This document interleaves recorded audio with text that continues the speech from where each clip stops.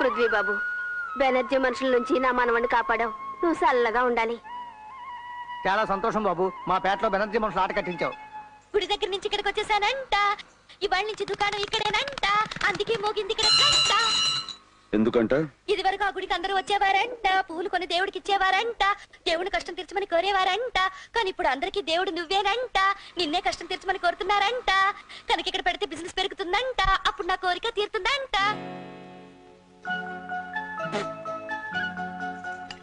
ఏంటది? పువ్వు, బంతి పువ్వు. వద్దనకూడదంట. అమ్మగారి ఫోటో కంట తీసుకెళ్లి పెట్టమంట. ఒరే పక్షిరాముడు, ఈ సీత గోడవ పృథ్వీకి వినిపించరా? వెళ్ళరా. ఏమిటి పాపారా నువ్వు అనేది? నాకు బ్లాంక్ చెక్ ఇస్తావా? ఎక్కువ సమస్య అయితే డైరెక్ట్ గా క్యాష్ తీసుకోవయ్యా. చూడు, ఈ పాలిటిక్స్ లో ఎవడు ఎన్నాళ్ళు పొజిషన్ లో ఉంటాడో ఎవరికి తెలియదు. అందుకని ప్రస్తుతం పొజిషన్ లో ఉన్న సీఎం నమ్ముకుని వెంటయ్య గారిని వాళ్ళ గ్రూప్ ఎమ్మెల్యేని కెలికి దెబ్బతినక చేతికొచ్చిన లక్ష్యం తీసుకుని సుఖపడు. నేను నమ్ముకున్నది నా వృత్తిని మిస్టర్ పాపారావు. నా డ్యూటీ విషయంలో నువ్వు కాదు కదా దేవుడి దిగొచ్చిన వినను. ఐజీ శర్మకి నానే వాళ్ళు ఎవరున్నారు? వైడాకులో చదువుకుంటున్న 2 సత్రకాయ మనవలు ఉన్నారండి. వాళ్ళు మన చేతులకు వస్తారు. అప్పుడు ఐజీ మనం చెప్పినట్టు వింటాడు. టింకు, ఇది నీకు. బంటి, ఇది నీకు. వస్తా అంకుల్. వెళ్ళండి. What my dear hero, uncle అంటున్నారు? ఎవరి పిల్లలు? నాకు గాడ్ ఫాదర్ లాంటి ఐజీ శర్మ గారి మనవలు. ఈ వైజాగ్ లోనే చదువుకున్నారు.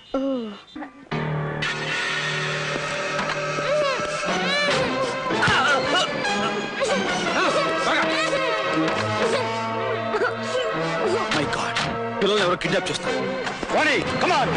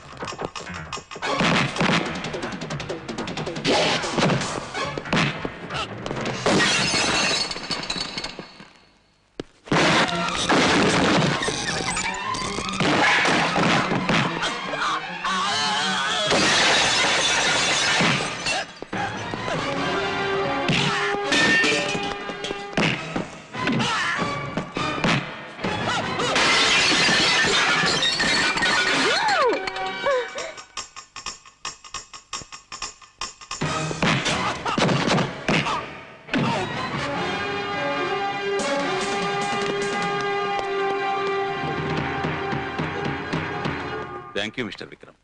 కన్న కొడుకును పోగొట్టుకున్న నేను అతని బిడ్డలైన ఈ పసివాళ్ళని చూసుకుంటూ బ్రతుకుతున్నాను. అలాంటి వీళ్ళని కాపాడి నాకు అప్పగించినందుకు ఈ రుణం ఎలా తీర్చుకోవాలి? సార్, ఇందులో నేను అవేం మాట్లాడండి. పసివాడిగా ఉన్న వీణ్ణి తీసుకుని దిక్కుదోచక మీ నీడకు వచ్చిన నాకు ఆ రోజు అమ్మగారు మీరు ఆశ్రయం ఇచ్చారు, అన్నం పెట్టి ఆదరించారు. అలాంటి మీరు వీడి రుణం తీర్చుకోవడం ఏమిటి? అవును సార్, నన్ను పెద్ద చదువు చదివించారు. ప్రజారక్షణ కోసం పోలీసు వృత్తిని చేపట్టాలని నాకు ఈ దారి చూపారు. మీకు ఈ మాత్రం సహాయం చేయటం నా అదృష్టం సార్. సార్, పిల్లలు కాపాడడంలో తను అటుడికి ఎంతే హడావుడి చేసింది. తను పొగటం లేదని నన్ను డొక్కలో పొడుస్తుంది. అదేం కాదు సార్. చూడమ్మాయి, ఆడపిల్ల వయ్యుండు కూడా విక్రమతో పాటు ఇంత సాహసం చేసినందుకు నిన్ను అభినందిస్తున్నాను. అమ్మ లక్ష్మీదేవి, నీ కొడుక్కి తగ్గ ఇల్లాలి కోసం నువ్వు పెద్దగా వెతుకోవాల్సిన అవసరం లేదనుకుంటా.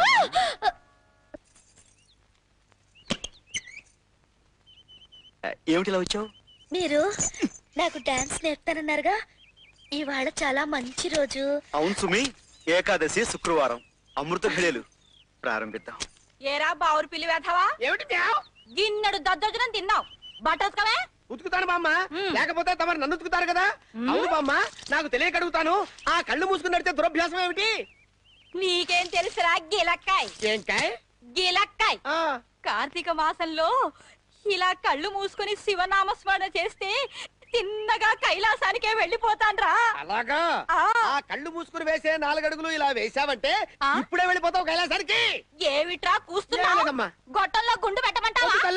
గొట్టంలో గుండు పెట్టమాకమ్మా, కాకులు చచ్చిపోతాయి. అలాగేనమ్మా. జం జం తక్క జం జం జం తక్క జం తక జం తక జం తక తక తక తక తక తక తక తక దీం దిత్త తక జం తక జం తక జం తక తక తక జం తక జం తక జం తక తక తక జం కుంట తక్కుంట కుంట తక్కుంట కుంట తక్కుంట కుందర కుందర కుందర కుందర.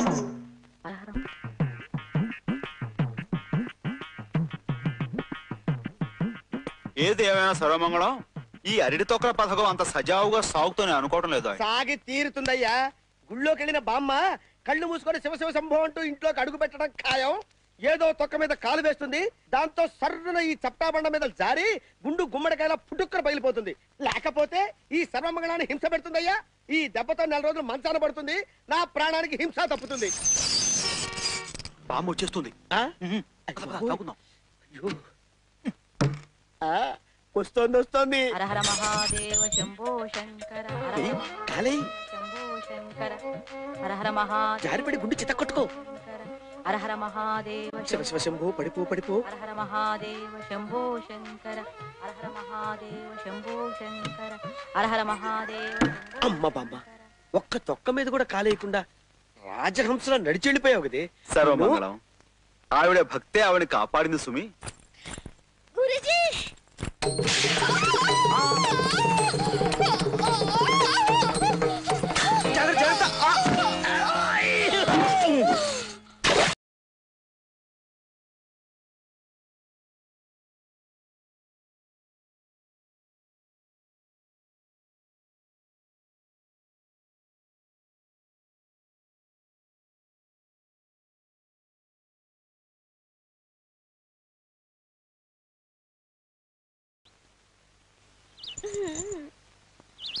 అవురా, బాగుంది సుమీ లంక.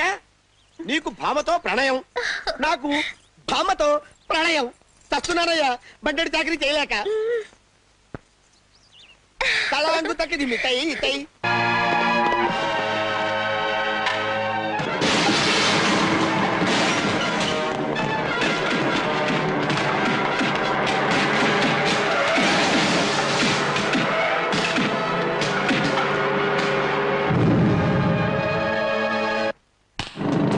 ఏంటిలా వచ్చావు? చిన్న బెనర్జీ గారు పంపించారు. ఒక రాజ్యానికి 2 రాజులు ఉండటం కుదరనట్టే ఒక ఊరికి 2 దాదాలు ఉండటం కుదరదు. అయితే ఇప్పుడేమంటావు? 2 బలాబలాలు తేల్చుకుంటే ఎవరు మిగిలితే వాళ్ళు ఈ ఊరిని ఏరుకోవచ్చు. అందుకే గౌలిగూడ మా పాత గోడౌన్ దగ్గరికి నీకు దమ్ముంటే రమ్మన్నారు. దమ్ము గురించి ఇదంతా ఒక పథకంలా ఉంది, మీరు వెళ్తే ప్రమాదం. నా మాట విను, వెళ్ళొద్దన్నా. మీ వాడు కోరినట్లే వస్తాను, సిద్ధంగా ఉండమను.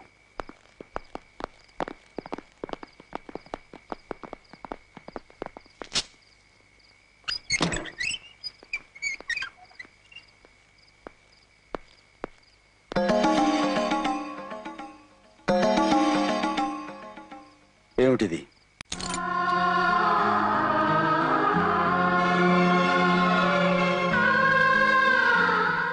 మంచి రోజు, ముహూర్తం బాగుందని పంతులు గారు పదే పదే చెప్పారు. అందుకని ఇది నా మెళ్ళో కట్టు. 10 కాలాల పాటు క్షేమంగా ఉండేవాడి చేత ఈ తాళి కట్టించుకోవాలి గాని ఏ క్షణాన ప్రాణం పోతుందో తెలియని నాలాంటి వాడి చేత కట్టించుకుంటే ఆ తాళి తొందరగా తెగిపోవచ్చు. అట్లాంటి మాటలు అనుకో. ఈ రోజు నేను వెళ్లే చోట నా ప్రాణాలు పోయినా పోవచ్చు. ఇది నా మెళ్ళో కడితే నువ్వు క్షేమంగా తిరిగి వస్తావని నా నమ్మకం. అలాగే తిరిగొస్తే తప్పకుండా కడతాను.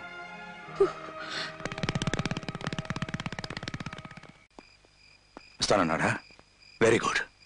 కానీ వాడు నేను తెలుసుకుంటా. పిలక తెలిసాక ఇంత ధైర్యంగా వస్తున్నాడంటే వాడి ప్రాణాల మీద ఆశ వదులుకున్నాడు అనమాట. అంతేనా? మన పిల్ల కూడా ఒకటడా?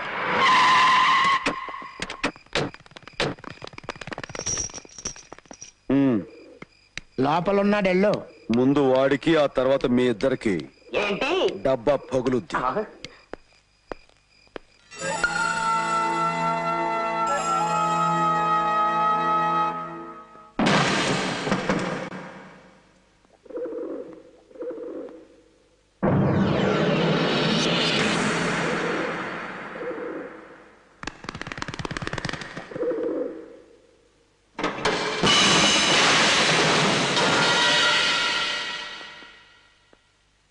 ఈ సిటీకి రౌడీ అయిన రాజు ఆయన ఒక్కడికి ఉండాలి.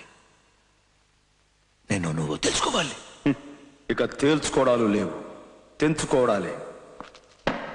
ఈ స్టేట్ రౌడీని నేనే, జరిగే ఈ పోటీలో గెలిచే రాజుని నేనే.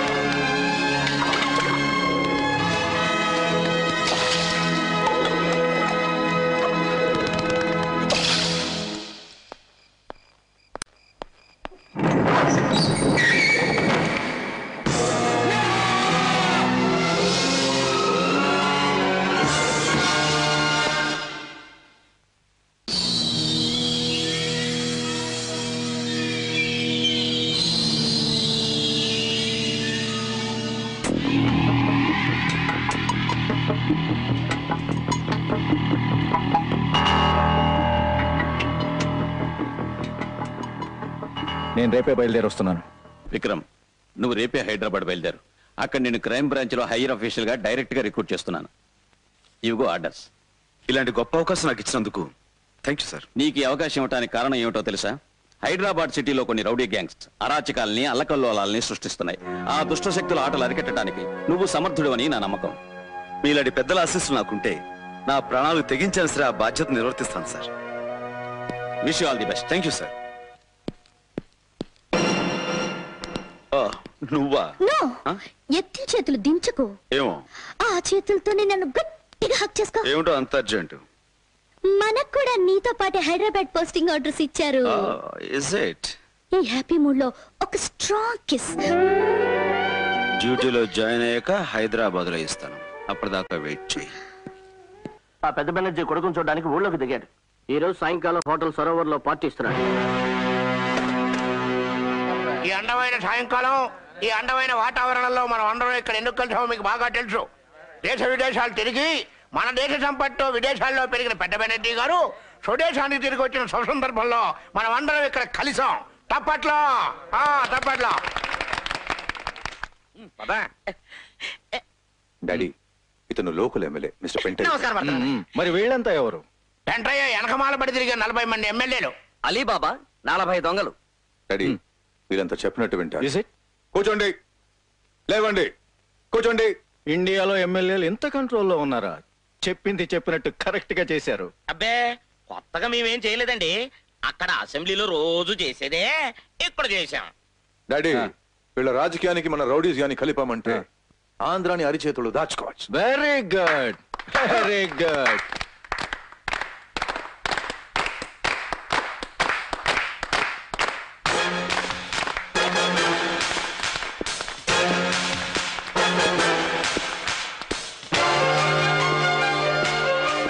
అక్కడ ఉంది కలెక్టర్ కరుణాకర్ కదూ?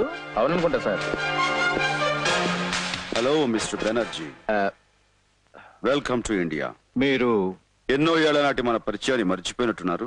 సారీ, గుర్తు రావటం లేదు. గుర్తు చేయండి.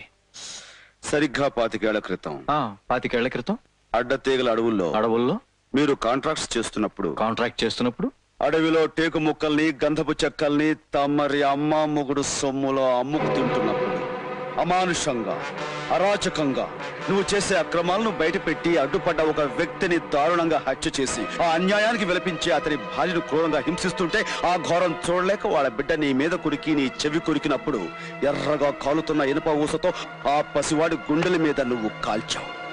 గుర్తుందా?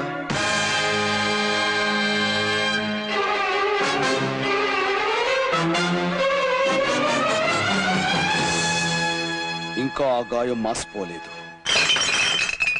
ఓ తండ్రి ఉసురు తీసి, ఓ తల్లి పేగు కోసి, ఓ బిడ్డ బతుకు మీద నువ్వు వేసిన గాయం ఇంకా మండుతూనే ఉంది, నీ కోసం వెతుకుతూనే ఉంది. అంటే నువ్వు ఆ ప్రతీకారం తీర్చుకోవడానికి నీ కొడుకులు చిత్రవధ చేసి నిన్ను విదేశాల నుంచి ఇక్కడికి దించిన పృథ్వీని కూడా నేను. నీ ప్రతీకారం తీరాలంటే ముందు నువ్వు ఇక్కడి నుంచి కదిలితే కదా. నువ్వు నీ బలగం ఏకమైనా సరే నన్ను ఏమీ చెయ్య. పిచ్చివాడా, ఉక్కు పంజరంలో ఉన్నావన్న సంగతి మర్చిపోయావు. నీ ఉక్కు పంజరం చీల్చుకుని నీ అస్థి పంజరంతో సహా బయటకు వెళతాను.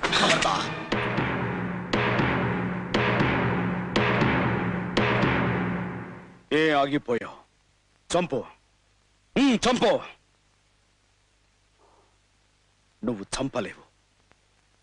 ఎందుకంటే నన్ను కాల్చిన మరుక్షణంలో నువ్వు చస్తావు. ఒక్క బుల్లెట్ నన్ను గాయపరిచే లోపల 10 బుల్లెట్లు నీ శరీరాన్ని తూట్లు చేస్తాయి. నేను మరణం చచ్చిన మనిషినిరా, కానీ నువ్వు డబ్బు మీద వ్యామోహంతో, బిడ్డల మీద ప్రేమతో, చావంటే భయంతో, ప్రాణం మీద తీపితో బతుకుతున్న వీధి కుక్కవి. భయపడకు, నిన్నిప్పుడే చంపను. నువ్వంత సునాయాసంగా సుఖంగా చావటం నాకు ఇష్టం లేదు. బతుకు నీకు నరకం కావాలి. గడిచే ప్రతి రోజు నీకు ప్రాణాంతకం కావాలి. నడిచే ప్రతి క్షణం నీకు యమగండం కావాలి. నిప్పుకి నీళ్ళకి మధ్య పడి సగం కాలిన శవంలా నువ్వు చావుకి బతుక్కి మధ్య నలగలేక కుళ్ళి చావాలి. అందుకే నిన్ను వదిలేస్తున్నాను.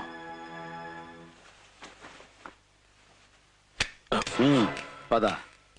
గెస్టుని కదా, కారు వరకు సాగనంపటం అతిథి మర్యాద అనిపించుకుంటుంది.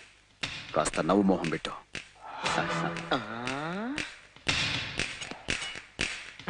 అతిథి మర్యాద.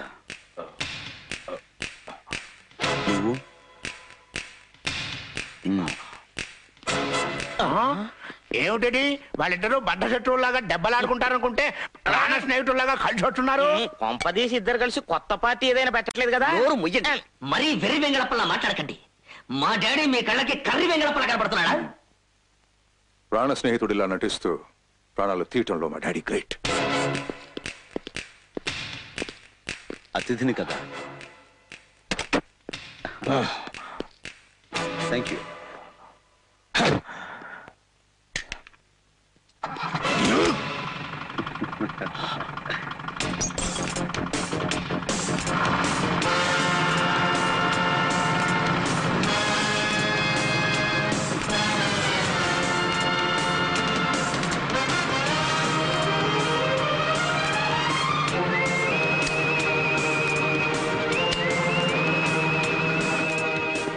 ఎస్ సార్, మీరు నా మీద పెట్టి ఈ బాధ్యతను స్వీకరించి ఈ సిటీలో ఉన్న రౌడీల్ని గూండాల్ని నామరూపాలు లేకుండా చేస్తాను.